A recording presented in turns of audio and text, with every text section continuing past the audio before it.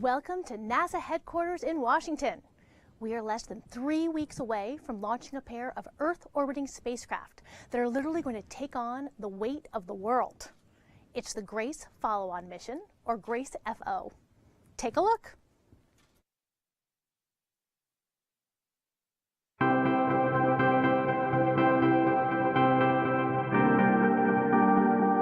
Water is one of the main indicators of how the planet is responding to our evolving climate.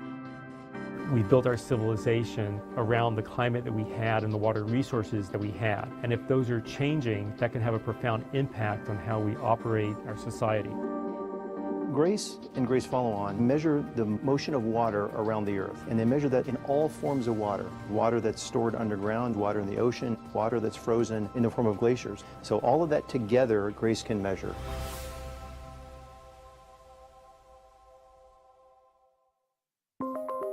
GRACE Follow-On is a mission to measure how water is distributed on the planet and how that changes from month to month. GRACE stands for Gravity Recovery and Climate Experiment. And it's a follow-on mission to this mission called GRACE that we launched in 2002. And that mission just ended a few months ago, and GRACE Follow-On is going to pick up and continue that science legacy. So even though GRACE flew for 15 years, climate is one of those things which takes place on decadal timescales. It's really important that we look at these trends over longer time periods so we can establish the forces which are driving them.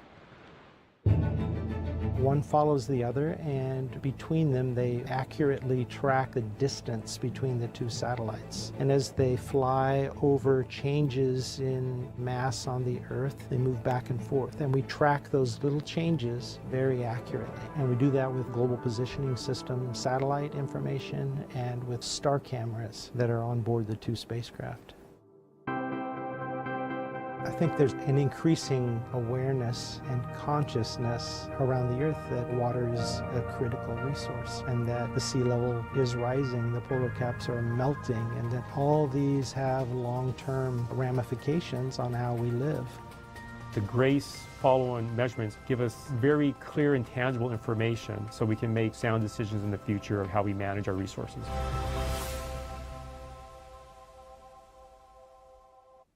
Hi, I'm Karen Fox, and welcome to this NASA media briefing on our next Earth-observing mission, GRACE Follow-On. GRACE stands for the Gravity Recovery and Climate Experiment. It's a joint mission between NASA and Germany. GRACE Follow-On will carry on from a former mission, GRACE, together a unique data record that tracks our planet's water cycle, ice sheets, and more. Our briefing is in two parts today. First, we'll look at the amazing science that the mission will enable and how that will benefit people around the world. Then we'll switch to talking about the twin spacecraft themselves and how launch preparations are progressing in California. After each part, we'll be taking questions from the press, both here and on the phone. And if you're watching on NASA TV, you can ask questions too. Just post it on social media during the briefing with the hashtag #AskNASA. Let's get started. First up, the science. We have three experts here today. In our studio is Michael Watkins, the GRACE Follow-On Science Lead and Director of NASA's Jet Propulsion Laboratory. Frank Webb, the GRACE Follow-On Project Scientist at JPL. And joining us via Skype from Oberpfaffenhofen, Germany, is Frank Flechner, the GRACE Follow-On Project Manager at the German Research Center for Geosciences, also known as GFZ, which is NASA's primary mission partner. We're going to start with the basics. Michael, tell me about GRACE Follow-On and also its predecessor, GRACE. What did they do? Well, thanks, Karen. It's a pleasure to be here. So GRACE and GRACE Follow-On are some of NASA's most unique missions. So what GRACE has done and what GRACE Follow-On will do shortly after its launch is map the Earth's water in motion. Now, what's fascinating about GRACE is it does it not by looking at the surface of the Earth, not by looking at water or bouncing a radar off the water, but by actually measuring the weight of the water. So it actually is able to tell how much water is in a given location on the Earth and how that's changing over time. And what GRACE was able to observe from that is because water takes many different forms. Sometimes it's in the form of groundwater, deep underground. Sometimes it's in the form of polar ice caps. Sometimes it could be in the form of ocean water moving around. Winds and ocean circulation can pile water up in more in one place and in another place. And GRACE observes all of that complete water cycle of the Earth and how it changes over time. And it's very unique in that sense because it measures water in all forms, and because it does it with this bathroom scale methodology by actually weighing the weight of the water as it moves around the Earth. So we've had 15 years now of this kind of data that you're talking about. What has Grace told us about the Earth that we didn't know before? So let's take a look at this graphic. So as you said, we have 15 years of Grace data. And what Grace has shown us is there's significant changes in every part of the world and how much water is stored in each part of the world. Now, one of the unique things about this plot is that you notice Grace has measurements of everywhere in the world, everywhere on land, in fact, a little bit in the oceans as well. And what you can see is sometimes that, again, that's ice sheets that have changed. Sometimes it's aquifer storage. But almost every part of the world has been observed by Grace and has a story to tell. And that's actually resulted in Grace coming up with some of the most scientific findings, most scientific publications of any mission in recent years in earth science, because it's just so broad in what it can tell us about the Earth. So if we take a look at this here, this is the average trend that Grace has seen over the 15 years that it was in orbit from 2002 through 2017. The biggest signals are actually up in the poles. So the areas that are reddish in color are areas where water mass has gone away from those regions.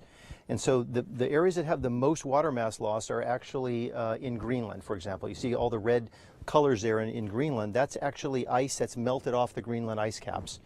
And you can see the same thing over in Alaska and down in the West Antarctic Peninsula.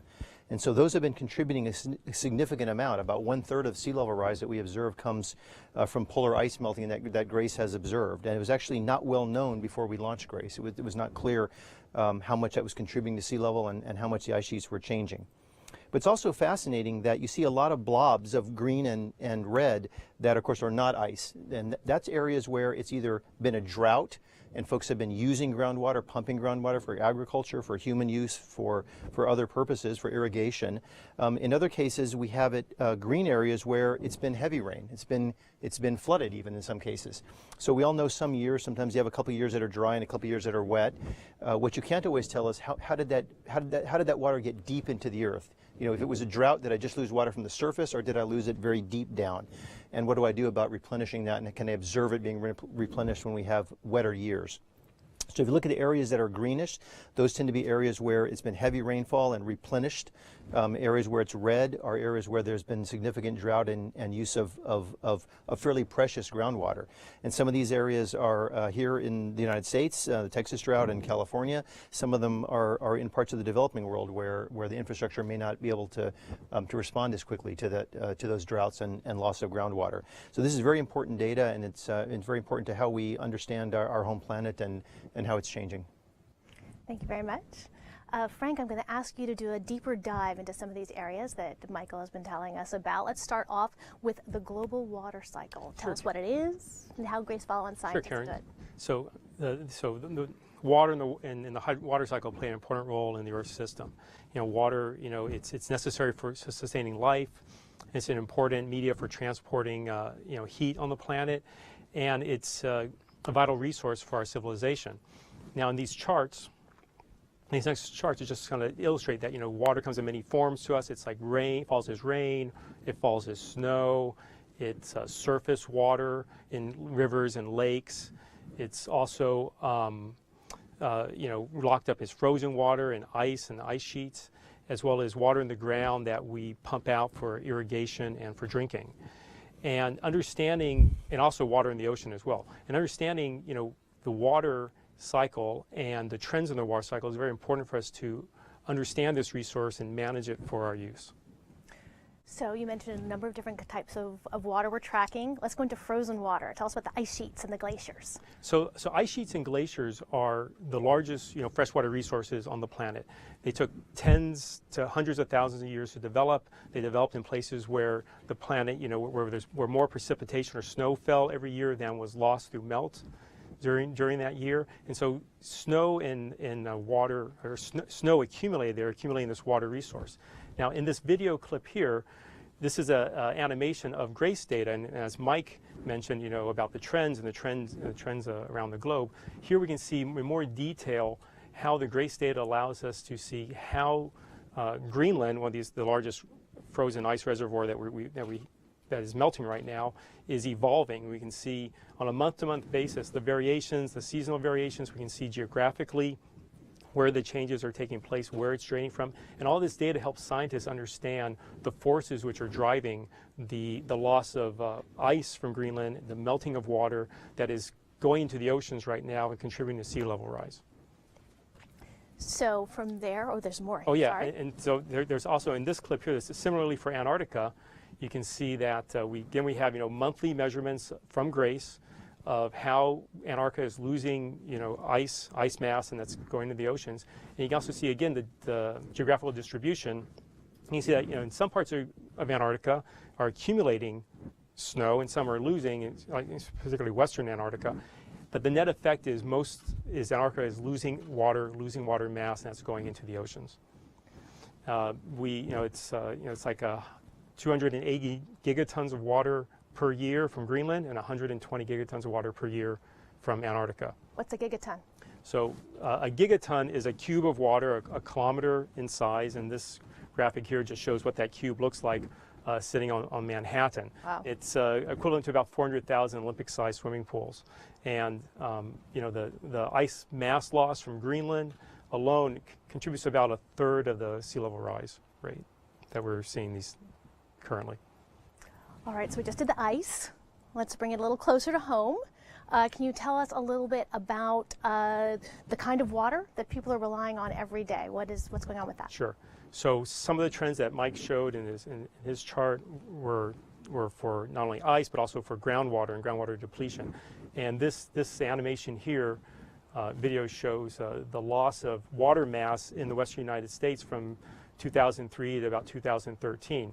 And this was a period during some droughts in California and the western U.S. And you can see on a monthly basis we were able to sort of track how much water was stored in California in the western U.S. We can actually weigh it with the GRACE data, and you can see sort of variations in the amount of water was there. Some years a little wetter, some years a little drier, and this allows us to track the water changes and help to establish the causes of the water scarcity in this region. Thank you so much, Frank. Scientists have also put GRACE data to other uses that directly impact everyday life around the world. We're going to go now to Frank Flexner in Germany to talk about those, specifically flood monitoring and weather forecasting. Frank, can you start out telling us how you've been using using GRACE data for tracking floods? Yes, of course, Karen. Flood forecasting systems require near real-time data to estimate the likeliness of flood events and to predict their evolution. Typical lead times for larger river basins are a few days, and challenging the conventional GRACE data processing for the application in risk and emergency management. Therefore, members of the European science team developed within a European Commission-funded project which was called European Gravity Service for Improved Emergency Management, gravity field solutions which are provided in near real time and with daily resolution. From these gravity solutions, we have then derived GRACE-based wetness indices. So if you start the video, you see that with this innovative data, we could track the generation and the development of historical flood events. For example, what is shown here, the April 2006 flood in the Danube Basin with a lead time of about 6 weeks compared to the river flow data at the outlet of the basin. And operational test runs were also performed between April and June 2017 within the German Space Agency Center for Satellite-Based Crisis Information. And it turned out that this near real-time data are really extremely useful for early warning. So if you look to the next slide, you see these GRACE-based wetness indices, which have been pre-operationally implemented in the global flood awareness system of the European Commission. In red, you can see drier, and in blue, wetter than normal conditions. So we are really trying to make a service out of the GRACE data. And how will GRACE Follow-On continue helping with weather forecasts as well?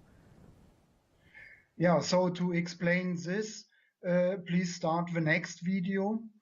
So while the main global positioning system receivers on the top of the GRACE satellites were used for precise orbit determination, a set of secondary GPS antennas are at the backsides of the satellites and which are measuring the bending of the signals between GRACE and the GPS satellites that were low over the horizon. And this way the GPS signals graze and pass through the Earth's atmosphere, which is also known as the occultation. The GPS radio waves are altered slightly as they pass through the atmosphere due to refractive effects, and these changes can also be analyzed to create atmospheric profiles, including refractivity, temperature, or humidity, what you can see here on the slide left. CHEMP was a GFZ satellite launched in 2000 with objectives of gravity and magnetic field modeling and atmospheric sounding. So CHEMP can be seen as a precursor of GRACE. Since 2006, GFZ provides these temperature and humidity profiles operationally to various numerical weather services on a 24/7 basis and an average delay of less than 2 hours to improve weather forecast. And to reach this stringent requirement of the weather services, we have also implemented a receiving station with 2 antennas in Spitsbergen near the North Pole, which you could see at the right of this plot, and which are able to download the occultation measurements nearly every orbit. And this station will also become the primary downlink station for GRACE Follow-On. So one of the secondary objectives of the GRACE Follow-On mission will be to derive at least 200 of these daily temperature and humidity profiles. Thank you so much, Frank. That wraps up our discussion of the science of GRACE Follow-On. Thank you so much to all of our experts here. We're now going to take your questions. Remember that if you are watching on NASA TV, all you have to do to ask a question via social media is to use the hashtag AskNASA. And with that, we have our first question from one of the media in our studio.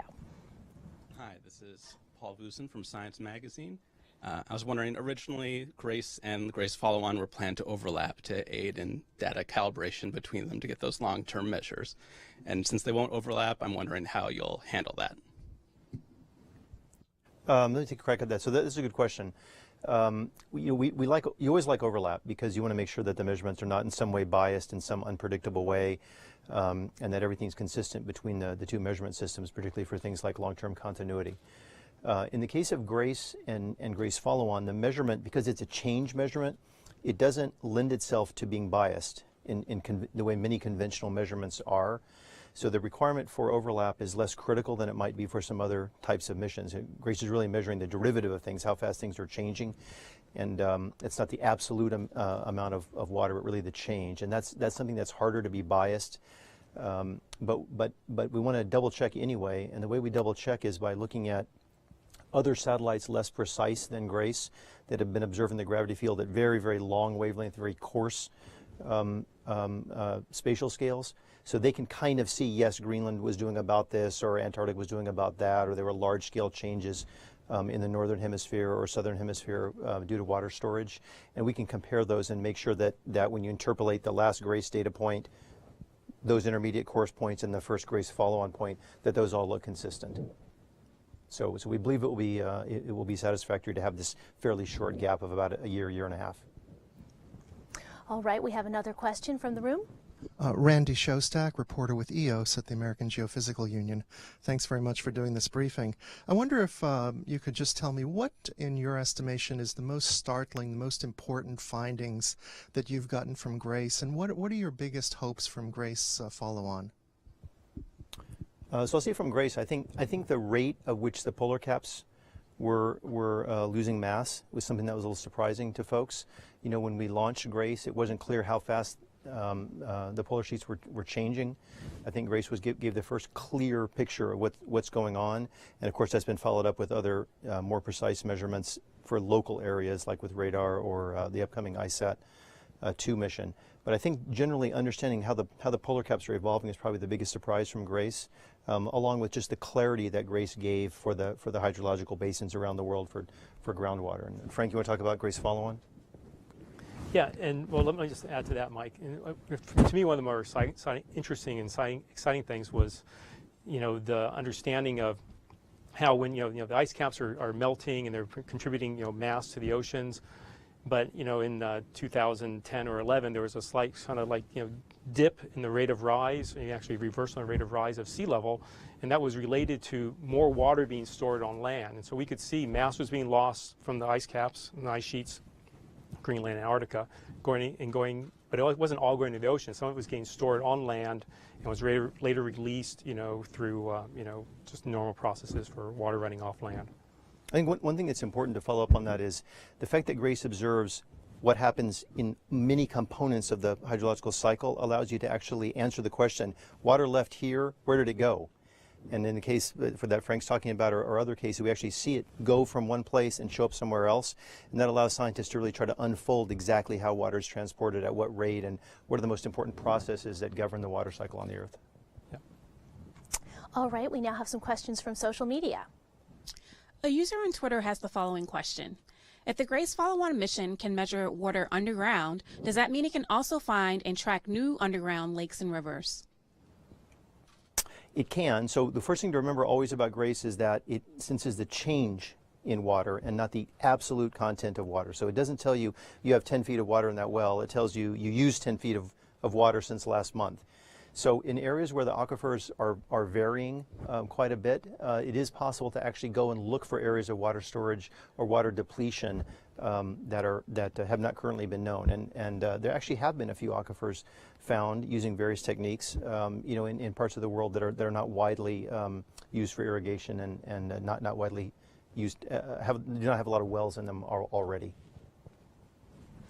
We have another question from social media now. Trisha Patterson would like to know, how and when will data from this mission be shared with the public? Is there an option for ongoing sharing of the findings? So the mission will be shared immediately as soon as we get it and analyze it. So the mission launches, and we have about a 90-day period of checkout. And then during that period, we'll be collecting data. We'll be collecting gravity data. We'll be making sure the instruments are working and everything's operating well. And then shortly after that, we'll start releasing, maybe 120 days after the initial checkout, our first data products. And that will then, you'll be able to add those to the existing sort of database of GRACE data and move forward. So it'll all be freely available, publicly available as soon as 120 days or so after launch. Thank you. We have one last question coming in from social media. Twitter user Jamie Meyer wants to know which rocket will launch GRACE follow-on. Right. So GRACE follow-on is being launched on a Falcon 9 from Vandenberg on May 19th is the scheduled date. It's part of a ride share with Iridium Communications. So we'll be riding along with 5 of their satellites, and then we'll be released first, and then they will go into their orbit and release their satellites. We're going to talk quite a bit more about that in the second part of this briefing. We had some great questions. Thank you so much. Now we're going to switch gears. We're going to start talking about the twin spacecraft themselves and how they work. We're also going to take a look at launch preparations in California. So stay with us. We'll be back in just a minute.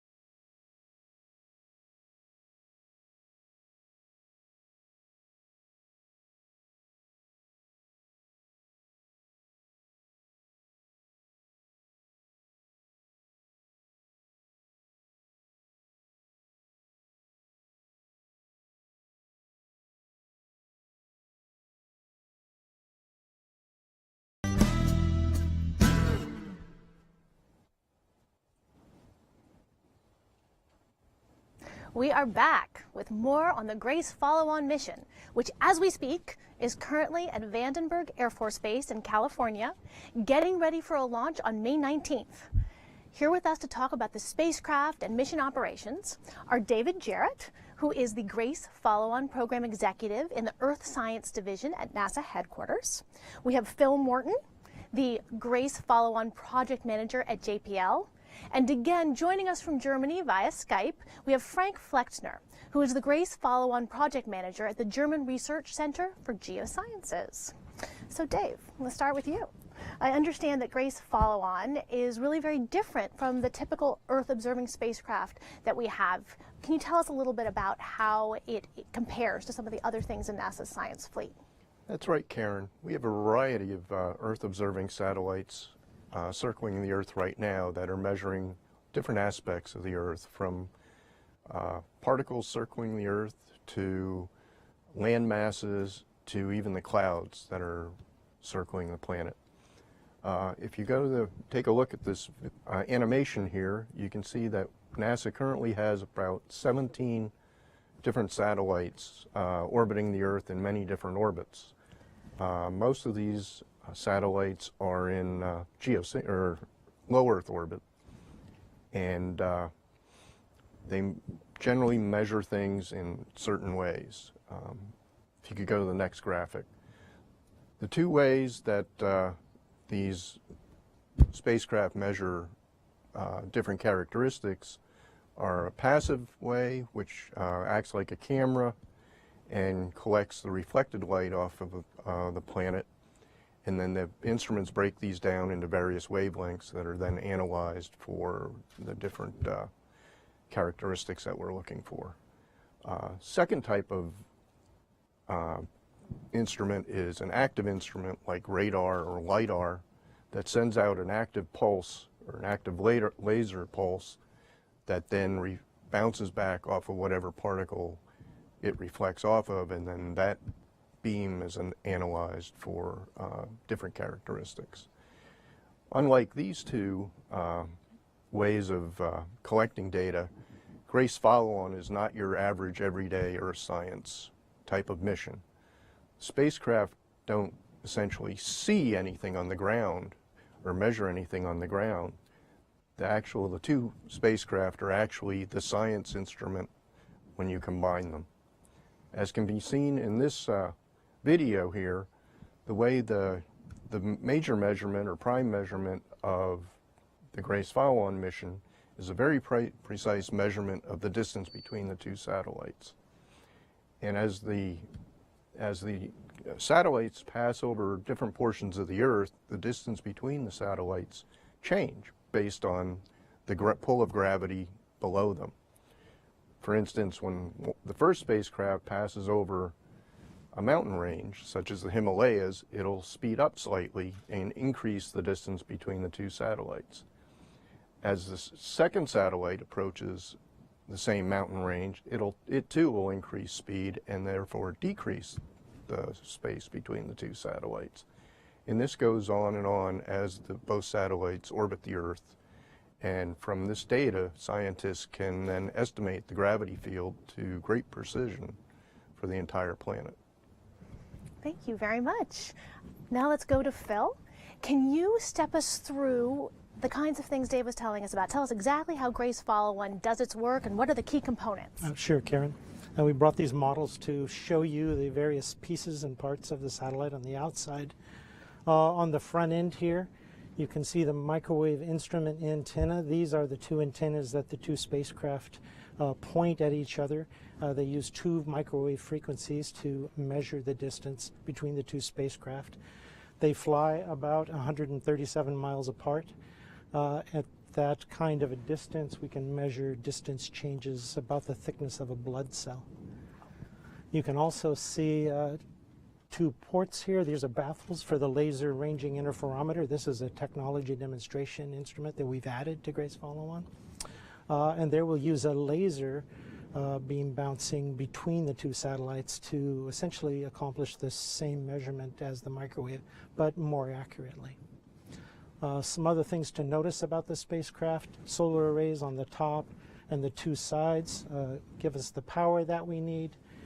These cutouts here, they're on the top, and the two sides are for star camera baffles. We use 3 star cameras to map our location in space as we're flying and taking these measurements. We also have on top a precision GPS antenna, and we use GPS data to also map the distance changes relative to Earth.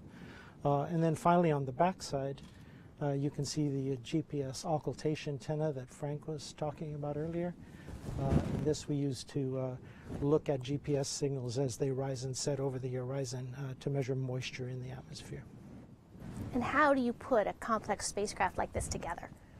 Well, it is complicated. We have a video here. You can see this is film of the spacecraft being assembled at Airbus. Airbus is located in southern Germany in Friedrichshafen. They are our primary contractor for the build of the 2 satellites. It's quite compact inside. You can see the fuel tanks, the solar arrays being added here. One of the challenges we had was integrating the laser ranging interferometer into the system as it stood for GRACE, or as it was done on GRACE. Here's a shot of the accelerometer. This is a key component inside the spacecraft. Very carefully aligned with the triple mirror assembly, part of the laser instrument. Also the star cameras, so the optical alignments are very critical. And then you can see the whole unit being dropped down into the very heart of the spacecraft. These alignments are critical, so critical, they're done first, and then we align the rest of the instruments to those. Make sure everything's properly and mechanically aligned. Thank you so much, Phil. We are going to turn back now to Frank Fleckner in Germany. Phil just explained that there's a new technology demonstration instrument that wasn't on the first GRACE mission. Frank, can you tell us more about that, and what do you hope to achieve with it? Yeah, sure. So on the next image, you can see a sketch of a laser ranging interferometer.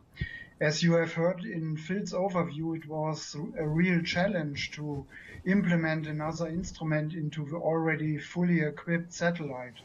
The laser ranging interferometer is a technology demonstrator for future next-generation gravity missions to improve the accuracy of the inter-satellite ranging.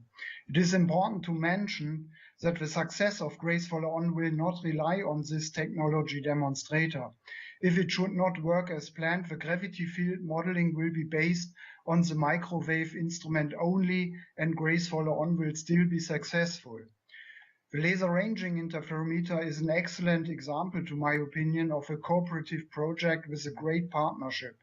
The US focuses on the electronics, the cavity, and the procurement of the laser from Germany. And Germany is focusing on the optical parts, for example, the optical bench or the triple mirror assembly.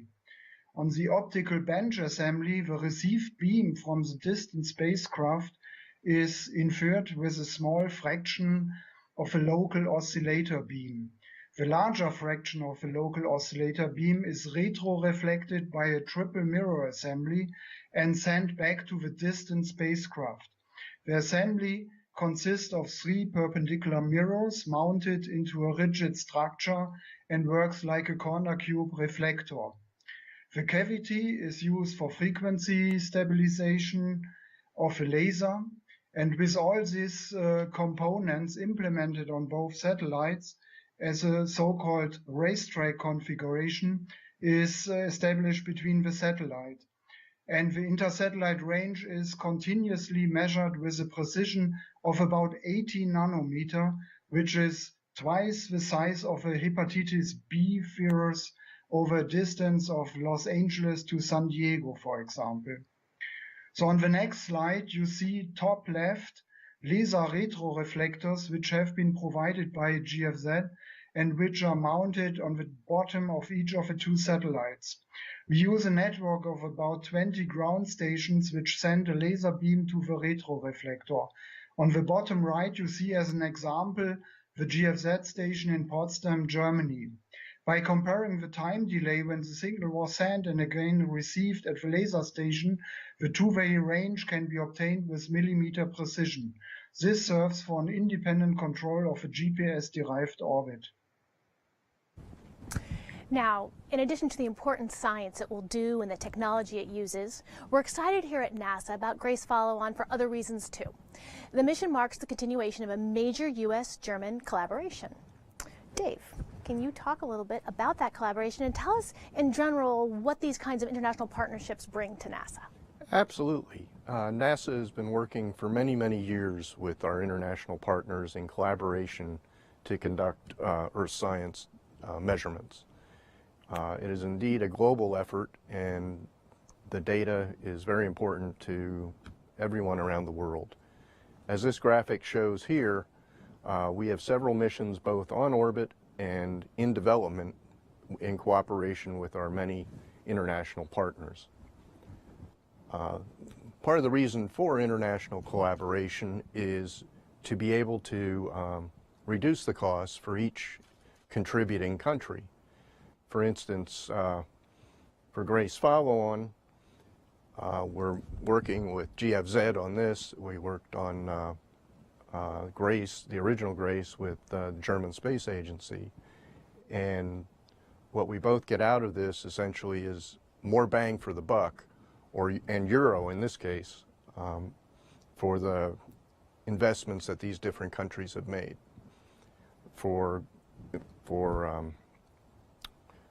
the gravity measurements, we've been working with Germany since the 1990s, first on the GRACE mission starting in 1998, and now continuing this successful partnership with GFZ, with Frank Fleckner as the lead of the German side with their contributions.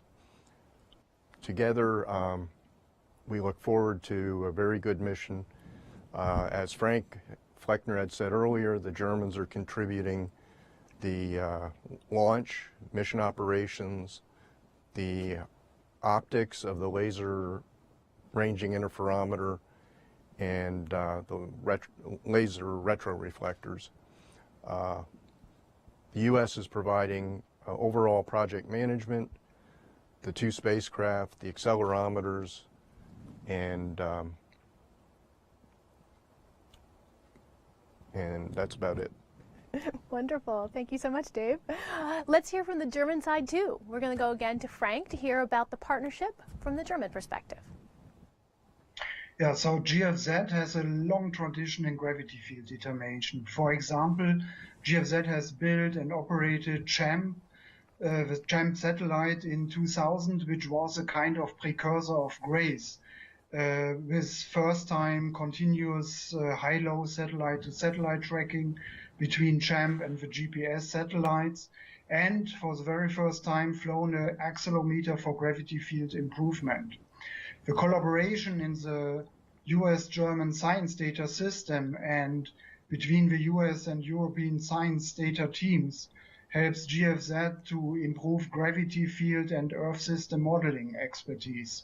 The technology demonstrator of the laser ranging interferometer will enable German Space Agency DLR and German industry to prepare for next generation gravity field missions.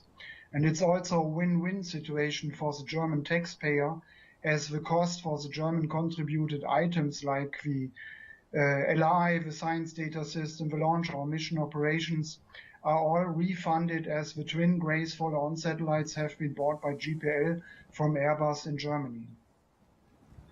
Thank you very much. Now it's time to focus on an essential part of any space mission, the launch.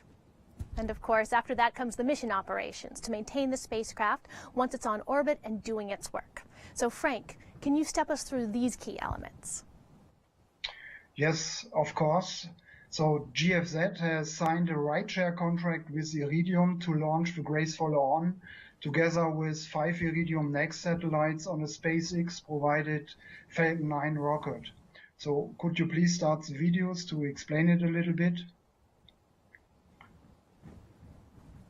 So the launch site is Vandenberg Air Force Base in California. As mentioned before by Frank Webb, The current target launch date is May 19. So 707 seconds after liftoff, a separation system will fire Pyrus to deploy the twin GRACE follow-on satellites in a nearly the same nominal orbit at 490 kilometers and 89 degrees inclination. The separation impulses will push the two spacecraft in opposite directions.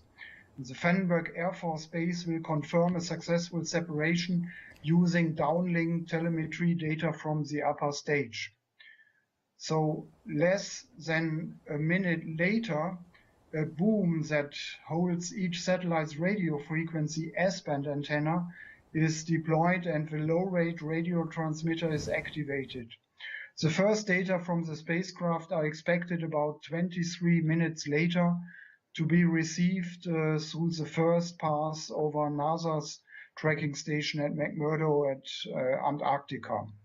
And to talk about mission operations, please start the next video. So for these activities, GFZ has subcontracted for the nominal mission lifetime of 5 years with German Space Operations Center of the German Space Agency. As for GRACE, the German Space Operations Center is providing the ground data system to monitor and control the satellites, perform initial processing of the telemetry data, and to deliver all the data to the science data system for further processing and generation of science products. So Phil, can you tell us a bit more about launch preparations right now at Vandenberg? Absolutely.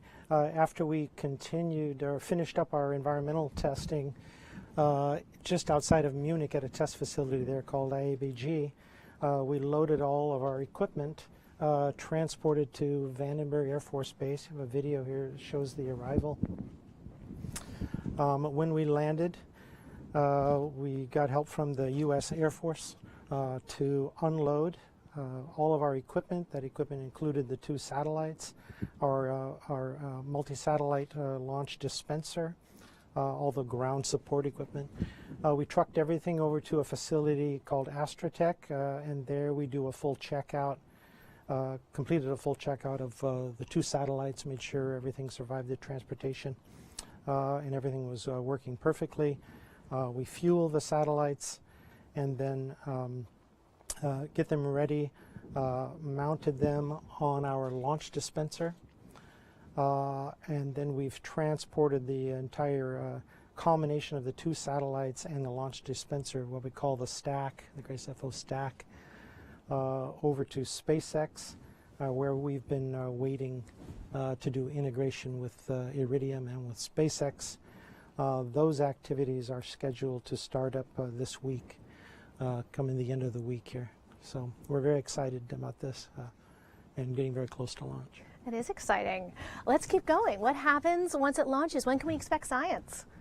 So as Frank spoke of, once we finish that first pass over McMurdo, we start our 90-minute polar orbits. The Earth is rotating underneath us. We focus the first few days with North Polar and South Polar stations to get the maximum amount of data that we can. We do about 5 days of checkout on all of the avionics and the science instruments themselves. Then we go into a commissioning phase where we get the instruments up and running. We do calibrations. We verify our very first gravity fields, make sure the quality of everything is working well, do any fine-tuning that we need. And then we'll go into our science operations phase at about 90 days after launch. Fantastic. Thank you so much to all of our experts here today. We are now ready to take some more questions. Again, if you are watching on NASA TV, you can ask a question via social media with the hashtag AskNASA. And our first question will be from the studio. Paul Vusin from Science again. If the laser ranging works as hoped, what types of mass changes might you be able to detect that the original GRACE did not? Oh, that might be a good question for Mike Watkins to answer. Mike can take a crack at that. So, first of all, as Frank Fleckner noted, the laser is kind of a demonstration that we can make this kind of measurement. It's a very complicated measurement to make. It's a very precise measurement. It's never been done in space before between two spacecraft, certainly anywhere near this precision. So we want to really just make sure we can actually make this measurement and that we understand the measurement. If it works, it could be up to several times better than the microwave measurement in terms of accuracy. It could be as much as maybe 10 times better, or even a little bit more, depending on exactly how the system performs. So if that continues to work, we will produce gravity fields from the laser and from the microwave system until the laser stops functioning. So we intend to actually go ahead and produce those science products if the system is all working, but the baseline for continuity to continue the 15 years is really the identical system for GRACE, the micro system. But as long as the laser is working, we will analyze those and produce them.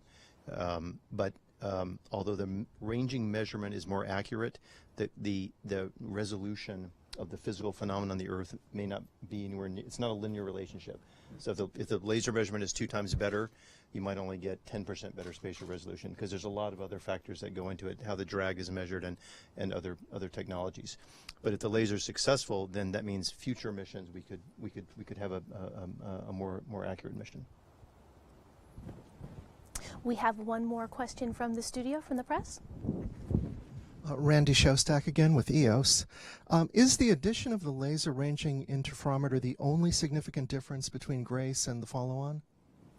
I'll take a crack at that. It is a very significant difference to add it, but we also took advantage of lessons learned from the GRACE mission, and we fine-tuned some of the construction techniques that were used on the spacecraft to eliminate noise, background noise. And then because of the time frame between GRACE and GRACE follow-on, we've had to include more advanced avionics and things. So there have been a number of improvements inside the spacecraft. It was a real challenge to keep the outside of the spacecraft looking very much the same size as GRACE, flying the same way. But inside we've made adjustments as we needed to make sure that we have the kind of mission that we want. We also have some questions from social media. Our user watching via Space TV asked, why is GRACE follow-on the shape that it is? Can you explain that for us? Sure, I'll take a crack at this. It's the aerodynamics.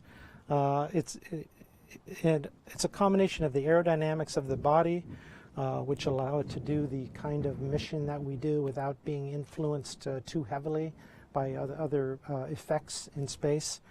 But also we have a very tightly controlled thermal control system inside, and we monitor very closely and control the temperature of all the elements inside so that we make sure we don't have any influence from flying in and out of the sun, for instance, that would affect the gravity field measurement itself. Okay, and we have another question. Yes, there's so much excitement on social media related to this topic. On YouTube, Gunny asks, will the GRACE follow-on launch and deployment be shown live? And if so, how can he watch it? It will be shown live. I think it'll be NASA.gov/NASA TV is definitely one place where you'll be able to see it. Great. We have no more questions at this point, so that concludes our briefing for today. Thanks to everyone who has been watching.